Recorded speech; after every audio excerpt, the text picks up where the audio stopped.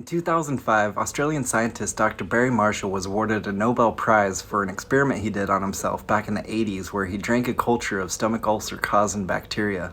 In 2014, he told the journal Nature, "I didn't really discuss it with my bosses in case they forbade me to do it, but I suspected they knew." Back then, everyone including the leading gastroenterologists thought that peptic stomach ulcers were caused by stress, spicy food, and too much stomach acid. They didn't even believe that bacteria could survive at all in the acidic environment of the stomach. But him and another doctor at the Royal Perth Hospital, his collaborator Robin Warren, had been seeing the bacteria H. pylori in the stomach of their patients with gastritis. That's an inflammation of the stomach lining and a known precursor to peptic ulcers. So they started treating some of them with antibiotics and Pepto-Bismol and had a 75% cure rate, which is really cool but not exactly a clinical trial or nothing.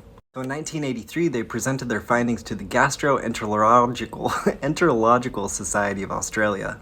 The letter they got back said, "Dear Mr. Marshall, we're so sorry that we couldn't accept your abstract. It was such a high standard this year. We had 67 applications and we could only accept 64. So they were in the bottom 10%. So then they tried to infect piglets with the bacteria but were unsuccessful. The bacteria didn't take and the piglets were growing so fast that at the end of 3 months, he was wrestling around with 70-pound pigs trying to give him an endoscopy. Having played all the other cards in his hand, he had a coworker do a baseline endoscopy on him to make sure that he was normal and didn't have no bacteria in his stomach. So he went and drank a mix of broth and Helicobacter pylori bacteria that he had cultured from one of his patients. He knew it was treatable, but he thought it would probably take a couple months for anything to happen. But only 3 days later, he started feeling nauseous and vomitous and had super bad breath.